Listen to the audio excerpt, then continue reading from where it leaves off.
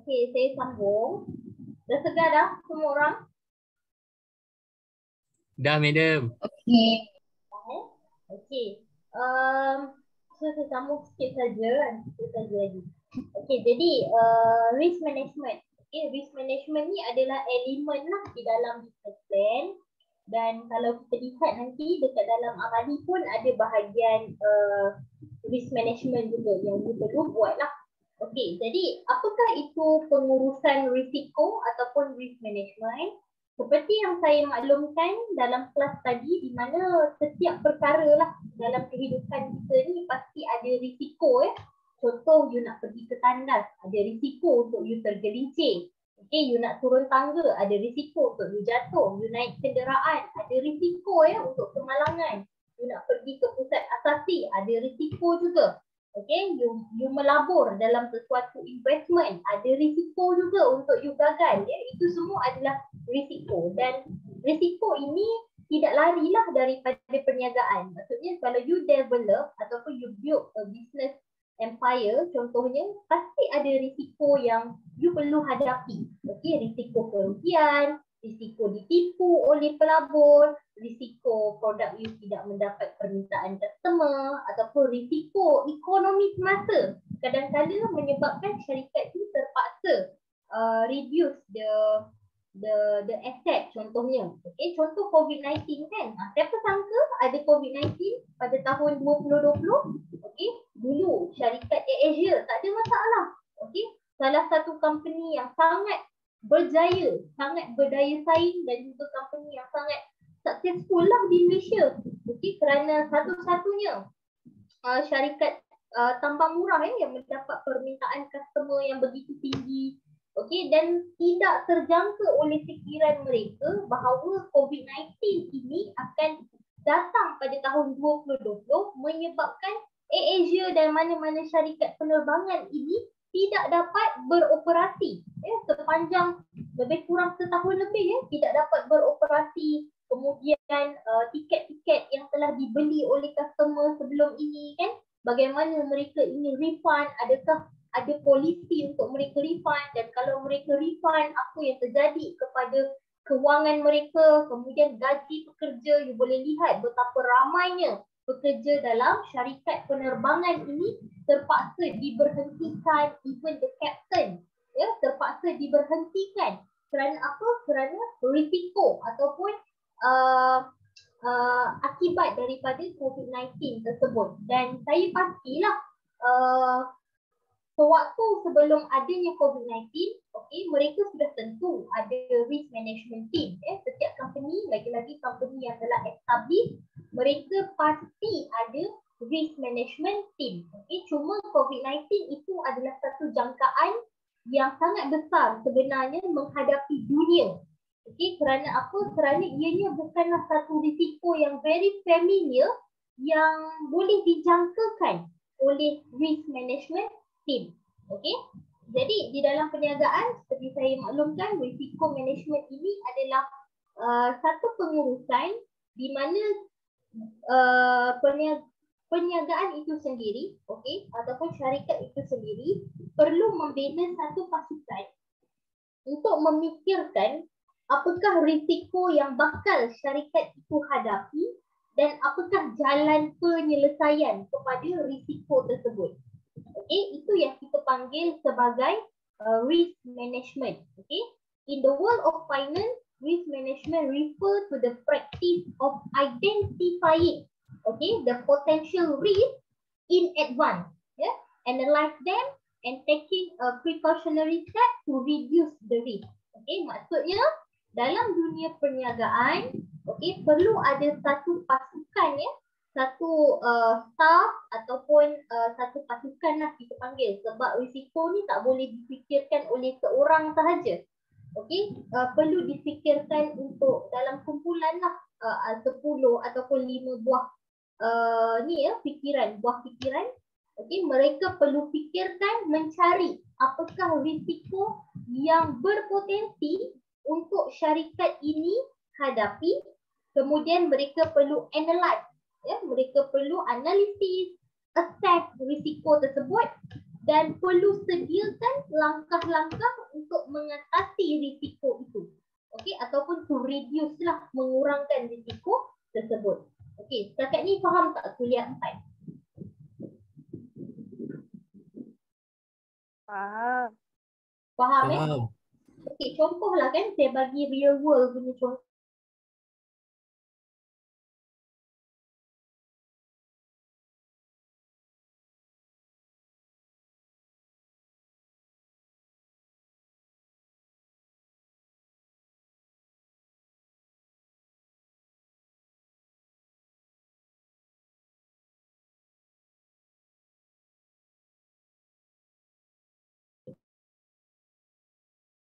Okey, saya balik semula. Contoh pusat asasi. Pusat asasi merupakan satu institusi pendidikan ya.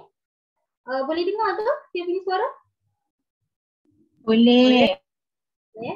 Okey, jadi apabila PKP sudah ditamatkan ya, kemudian Kementerian Pengajian Tinggi mengeluarkan arahan bahawa okey, institusi pendidikan boleh menerima pelajar secara fizikal.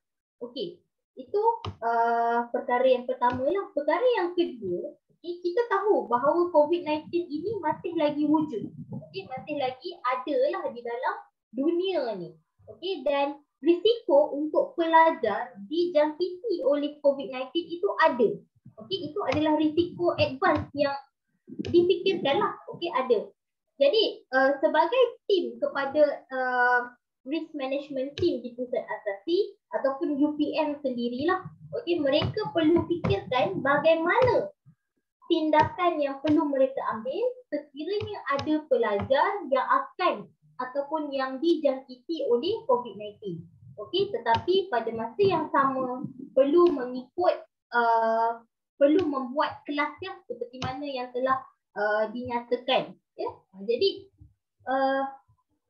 perlu fikirkan, okey, COVID-19 ada lagi tetapi pelajar perlu hadir secara fizikal. Jadi ada pelajar yang berisiko dijangkiti. Jadi once this happen, apa perkara yang perlu kita lakukan? Itu adalah risk management team dan mereka perlulah keluarkan langkah-langkah langkah-langkah ataupun kaedah lah untuk mengatasi risiko tersebut. Dan apakah kaedah yang boleh dilakukan to reduce the risk? Okey, antaranya adalah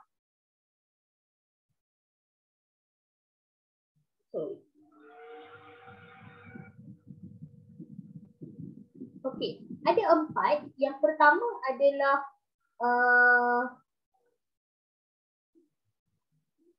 avoid. Okey, langkah yang pertama untuk mengatasi or reduce the risk adalah dengan cara avoid. Avoid ni kita panggil apa dalam bahasa Melayu? Kita elakkan. Yes, kita elakkan kita punya diri ataupun syarikat kita lah daripada menghadapi risiko tersebut. Okey, contoh, saya ambil satu contoh, you nak buka company syarikat pelancongan contohnya. Okey, kemudian you nak buka di kawasan satu kawasan lah. Okey, di satu kawasan. Kemudian bila you analyse kawasan tersebut dari sudut struktur tanah, kemudian dari sudut community di sana, dari sudut facility yang ada, dan you rasakan bahawa you punya risk management team lah merasakan bahawa sekiranya saya bangunkan pusat pelancongan di kawasan ini, sudah tentu berlaku satu kerugian yang besar terhadap syarikat saya. Okey, jadi antara salah satu how to react kepada assessment ini adalah dengan avoid. Okey, you elakkan daripada mengambil risiko. Okey, itu yang pertama. Okey, yang kedua, cara yang kedua adalah exploit ya. Exploit ni maksudnya adalah eksploitasi lah.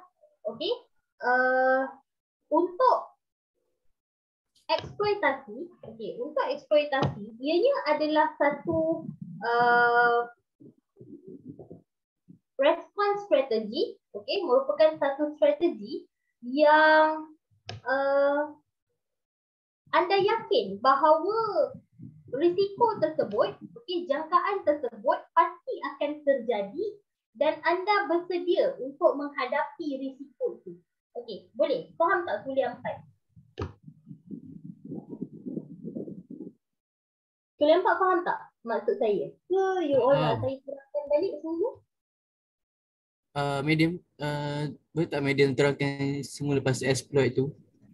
Okey. Okey, exploit ni, okey, sekarang ni saya terangkan secara general, secara apa? Simple lah. Okey.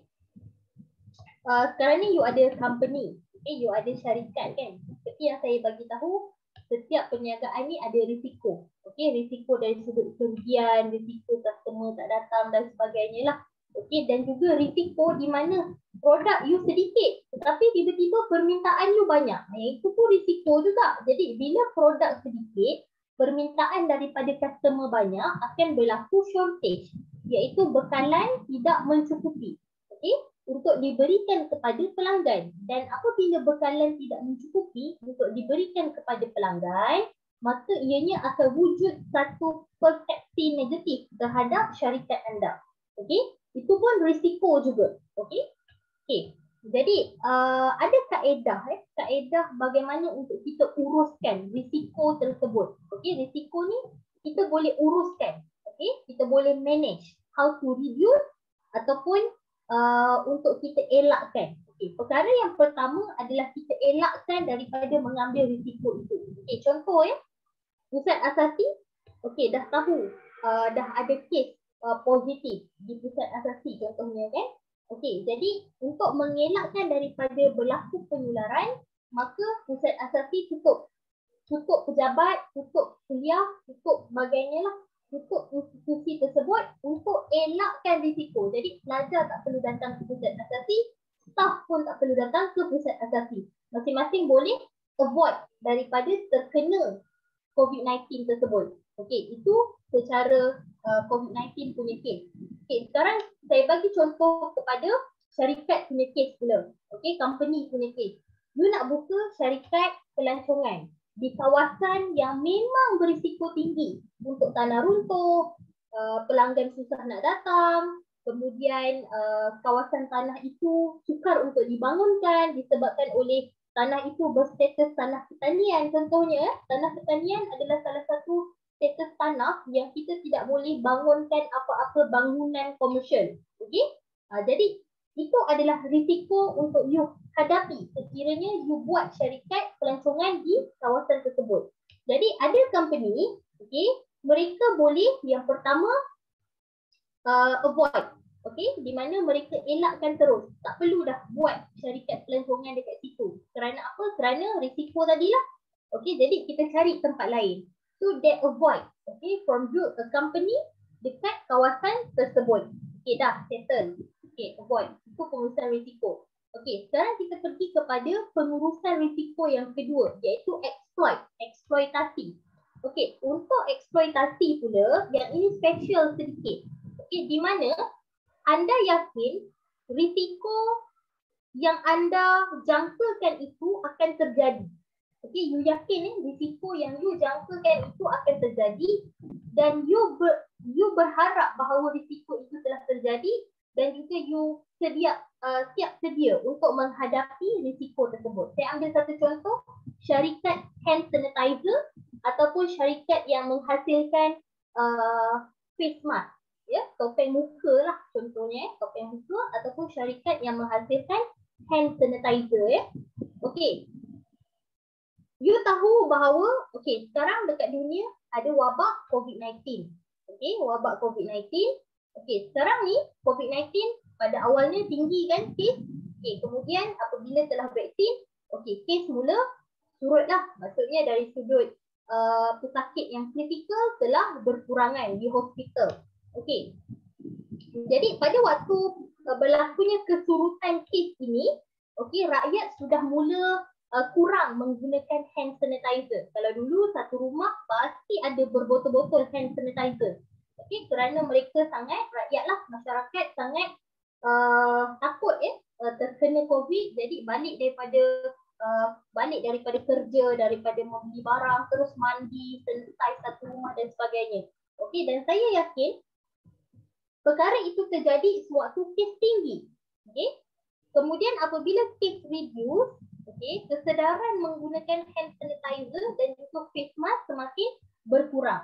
Okey, pada ketika ini sudah tentu syarikat yang mengeluarkan hand sanitizer dan juga face mask mengurangkan bekalan produk mereka. Okey, kerana apa? Kerana permintaannya sudah tidak begitu tinggi seperti mana permintaan pada awal-awal kes dulu. Okey, ketika kes tinggi. Okey, sekarang COVID-19 naik semula kes. Betul tak kuliah 4? Betul. Betul. Betul kan? Sekarang kes makin tinggi. Okey, dulu susah nak dapat angka 1,000 pun susah kan? Sekarang baru-baru ni 22,000. Okey, jadi syarikat hand sanitizer, syarikat yang menghasilkan company yang menghasilkan hand sanitizer dan juga face mask ini, okey, mereka boleh menjangkakan bahawa kes tinggi dan mereka boleh menjangkakan bahawa permintaan terhadap hand sanitizer dan face mask juga akan meningkat after this. Okey, jadi for their team response management ataupun risk management team syarikat hand sanitizer dan juga face mask ni, okey, actually mereka dah bersedia sebenarnya untuk exploit segala sumber bagi menghasilkan face mask dan juga sanitizer yang cukup sekiranya okey permintaan tiba-tiba naik. Okey, jadi mereka itu yang dimaksudkan dengan exploit for the risk. Okey, di mana syarikat yakin perkara yang dijangkakan itu akan terjadi, jadi mereka telah bersedia untuk menghadapi perkara tersebut. Okey, boleh faham tak kuliah 4? Faham jadi exploit ni dia berbeza sikit dengan avoid. Kalau avoid tadi kita nak elakkan daripada mengambil risiko tersebut. Tetapi kalau exploit ianya adalah positive risk. Okey, risiko yang positif. Iaitu risiko ni perkara yang difikirkan kan, betul tak? Baca balik ayat yang tadi, apakah maksud risk management?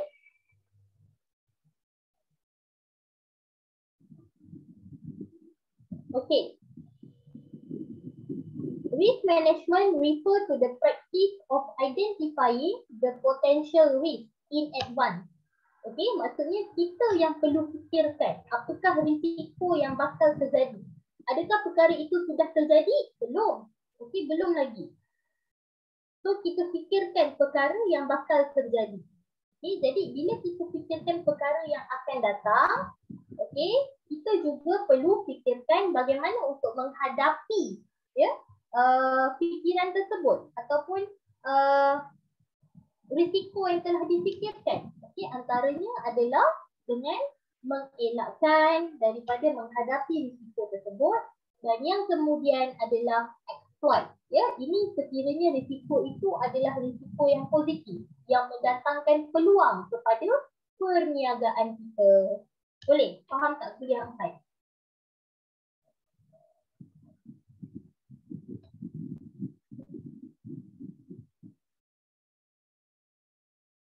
Boleh faham tak kuliah 4? Boleh. Risau tak faham ni. Kalau tak faham tanya je, jangan segan-segan, jangan malu-malu. Okay, sebab risk response ni memang agak perlu pemahaman yang jitu sedikit untuk kita faham. Okey, kemudian yang ketiga, bagaimana untuk kita mengurangkan risiko untuk syarikat kita ataupun diri kita sendiri adalah melalui transfer. Okey, di mana kita alirkan risiko tersebut kepada individu lain ataupun orang lain ataupun syarikat lain. Contoh macam saya ceritalah, Mark Zuckerberg kan, pada asalnya Mark Zuckerberg adalah pioneer, pelopor, producer ataupun CEO of the Facebook Tetapi apabila Facebook telah establish, telah menjadi sebuah syarikat yang besar. Jadi semakin besar syarikat, semakin besarlah risiko yang bakal dihadapi oleh syarikat tersebut. Dan sekiranya Mark Zuckerberg memegang jawatan CEO bagi ke semua Facebook, maka sekiranya berlaku risiko kerugian, kerugian tersebut akan ditanggung oleh Mark Zuckerberg seorang sahaja. That's why pada ketika Facebook telah establish, Mark pun mengambil share partner ataupun menjalinkan hubungan share partner dengan orang lain, CEO lain, supaya risiko itu boleh kita bahagi-bahagikan. Bukanlah Mark Zuckerberg seorang sahaja yang akan menanggung risiko kerugian tersebut. Boleh? Faham tak kuliah 4? Yang kedua, selain daripada cara seperti Mark Zuckerberg tadi, syarikat juga boleh mengambil insurans. Insurans merupakan salah satu kaedah lah how to transfer the risk. Contoh kalau berlaku kebakaran ataupun berlaku kes rompakan terhadap kilang ataupun aset company tersebut, dan sekiranya company itu ada mengambil insurans, maka insurans akan cover lah kerugian yang dihadapi oleh company tersebut, bergantung kepada monthly bayaran mereka lah kepada syarikat insurans. Macam kereta kan, kita beli, kenapa perlu bayar insurans? Kerana sekiranya berlaku kemalangan terhadap kereta kita, maka insurans boleh cover. Jadi mengurangkan pengeluaran duit lah daripada pemandu tersebut. Kemudian yang ketiga adalah share. Kita allocate the risk kepada another party. Contohnya macam insurans tadi. Jadi transfer and share ni lebih kurang sama dia punya pelaksanaan pengurusan risiko dia. Allocate the risk, ownership of an opportunity to another party. Insurans tadi another party lah. Kemudian mitigate ataupun kita panggil sebagai reduce. Reduce maksudnya kita perlu juga ambil risiko tersebut, tetapi perlu ada cara untuk mengurangkan risiko itu berlaku. Contoh adalah kelas hybrid. Jadi kelas hybrid ni boleh dikatakan bahawa pengurusan risiko di bawah kaedah mitigate, reduce. Kita tahu bahawa ada potensi untuk pelajar terkena, staff ataupun pelajar lah terkena COVID-19, ada potensi untuk kes, penularan kes, tetapi kesediaan untuk menghadapi risiko itu atau mengurangkan risiko itu perlu ada. Contoh adalah membina satu pasukan yang dinamai sebagai emergency response team. Jadi kalau ada berlaku kes, maka dah ada tim yang akan uruskan. Ataupun menyediakan bilik isolasi, itu adalah cara lah how to mitigate the risk. Kalau avoid tadi, terus tutup terus, itu tak asasi, tak payah datang dah. Jadi tak kena dah. Tak kena dah COVID. Dah tak ada kes penularan. Itu avoid. Tetapi kalau mitigate, kita still kena datang. Tetapi sekiranya berlaku penularan kes, perlu ada pasukan yang tahu how to manage the situation. Boleh? Faham tak kuliah 4? Faham. Faham kemudian yang seterusnya adalah enhance. Enhance ni adalah the response to modify the size of the positive risk. Enhance ini merupakan risiko yang sama seperti exploit tadi, di mana ianya adalah positive risk. Sekiranya berlaku risiko seperti tiba-tiba permintaan yang tinggi, seperti mana macam exploit risk tadi, maka syarikat itu perlu bersiap sedialah untuk menghadapi permintaan tersebut, peluang tersebut. Boleh? Faham tak kuliah 4? Faham. So sampai situ. Yang terakhir, sorry, saya ingat tak ada dah. Yang terakhir adalah acceptance. Jadi acceptance ini adalah strategi yang terakhir dalam pengurusan risiko, di mana tidak ada perkara yang boleh kita buat selain daripada menerima risiko tersebut. Acceptance ni kita perlu terimalah risiko tersebut, dan we need to accept, decide to accept the risk.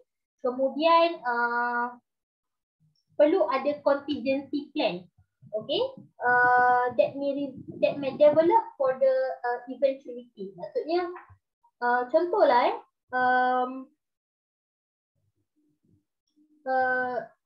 pasukan keselamatan lah contohnya. Okay, nak menyelamatkan pesakit lah contohnya di kawasan yang memang berisiko tinggi. Okay, mungkin kawasan penularan wabak kan dan sebagainya. Jadi nak tak nak pesakit itu perlu juga diselamatkan. Okay, pasukan keselamatan perlu juga memasuki kawasan tersebut dan sekiranya berlaku sesuatu terhadap mereka, maka perlu ada plan lah bagaimana untuk mengatasi ataupun how to manage. Contoh you masuk kawasan wabak, kemudian you dijangkiti oleh wabak, jadi apa perkara yang perlu kita lakukan terhadap pasukan keselamatan tersebut. Itu yang dinamai sebagai acceptance. We need to accept the risk. Okay, kerana sudah tidak ada pilihan lain. Okay, boleh? Faham tak kuliah 4? Faham Okay, yang lain faham tak kuliah 4? Faham, Madam. Faham. Okay, ada apa-apa soalan tak nak tanya? Madam, Ya, saya. Madam, kalau macam kita buat business macam bangunan banyak-banyak kan, lepas tu kita tak mampu nak sokong kita punya business tu, kita jual separuh ataupun beberapa building, boleh dikira untuk risk management juga? Boleh. Itu merupakan kaedah mitigate. Kita kecilkan physical score kita. Okey, dan itu merupakan kaedah risk response yang banyak dilakukan oleh peniaga-peniaga after pasca COVID-19, after pasca PKP. Okey, saya boleh lihatlah kalau dahulu kedainya ada 4 pintu. Okey, kemudian bila tidak boleh berniaga secara fizikal, maka once PKP ditamatkan, peniaga boleh buka kedai. Okey, saya lihat daripada 4 pintu hanya ada